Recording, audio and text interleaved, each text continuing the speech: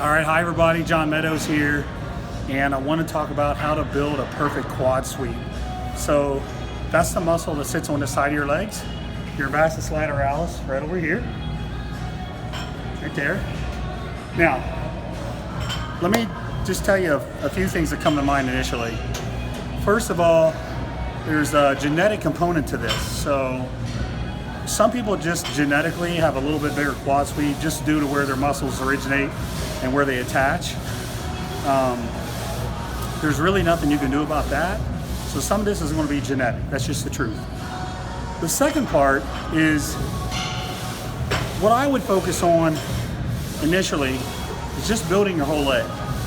A lot of people come to me and they say, I need to build my quad sweep. And I think probably the answer for most of those people is no, you just need to build your whole leg. So if you build your whole leg, probably your quad sweep will get better. Okay, now, those are a couple basics that come to mind. So let's talk about the exercises that I like the most.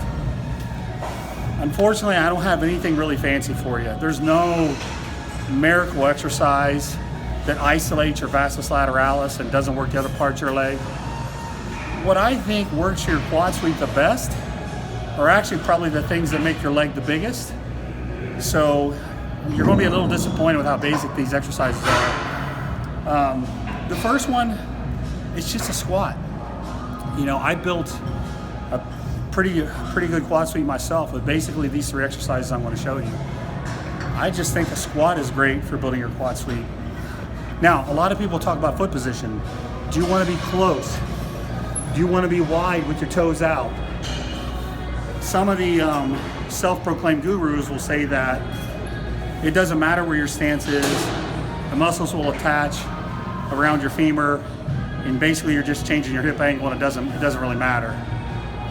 I can see where they're coming from an anatomical perspective, but I will tell you this, in the 30-something years I've been training, slight differences in your foot position do make a little bit of a difference.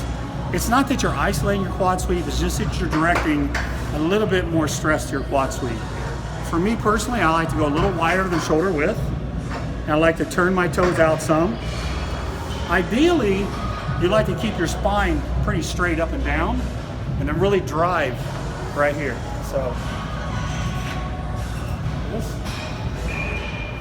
I believe that that's going to be a much better quad sweep exercise than, say, something where you're squatting like that.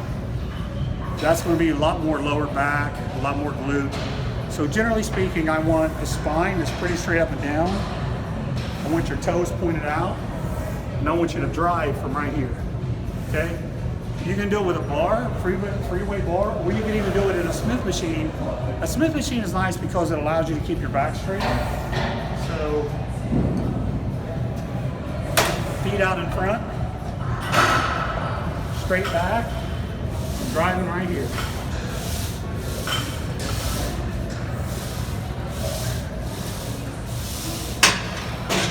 Now, I personally feel that really good in the side of my leg. I don't like to go rock bottom on nose. I tend to feel it a little bit more in my lower back when I get to a certain point. So I'm not crazy about getting an extreme range of motion on that. Now, let's walk over to the second exercise. This is a hack squat, and this is my favorite way to build a quad sweep. On this one, I am crazy about range of motion. I want to go deep, deep, deep. For those of you who are interested in the science stuff, there is some very good research showing that full range of motion, where you're working the muscle really hard in a lengthened position where it's stretched, does create kind of a different kind of hypertrophy. So usually when we think about building muscle, we think about cross-sectionally, the middle of the muscle gets thicker, but you can actually change the length of the muscle. Not the origin and insertion, but the length of the muscle. You can actually grow it that way by training in a lengthened position with some good weight. So I'm going to do a few reps on the hack squat here to show you what I mean. Again, I'm going to go toes pointed out a little bit. If you want to put your feet low on a platform, that's also excellent for quads as well. But the main thing I really want you to do on the hack squat, the main thing honestly is I just want you to go real deep. So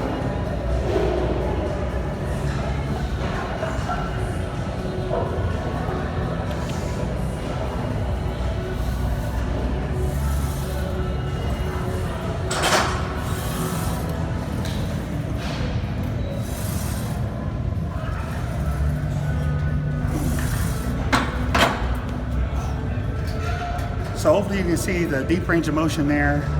Notice I had control too. I wasn't dropping down and bouncing really hard. I maintained good control. I felt a really good stretch on the side of my thigh. That would be probably my number one exercise. Now the last one I'm gonna show you, actually I don't know if I'm gonna show you or not. It's a leg press. We got some folks on the leg press. The leg press, I want you to execute the same way. I want you to go high and wide. Actually not real high, kind of medium with your toes out. Basically simulating the stances we had here. If you didn't notice, I'm a little partial to that stance. Wide with toes out. Wide as in just a little bit more shoulder width. I feel like that stance, maybe it doesn't cause pure isolation, but I do feel that it directs a little more stress to your quad sweep. I think if you're doing squats, leg presses and hack squats like that, that's the best bang for your buck exercises you're going to get for quad sweep. So that's it. I hope you find that helpful. That's really it. That's the magic formula for quad sweep. I appreciate you guys watching. Thank you. Now we're going to get back and we're going to train some more. See you later. If you like that video, I know you're going to love my app, available on the Google Play Store for Android, iPhones, in the Apple Store. There's so much information on here, it's amazing. Training, workouts, hundreds of workouts, nutrition methodology questions, chemical enhancement, supplementation, client prep, and a Q&A button. Check it out.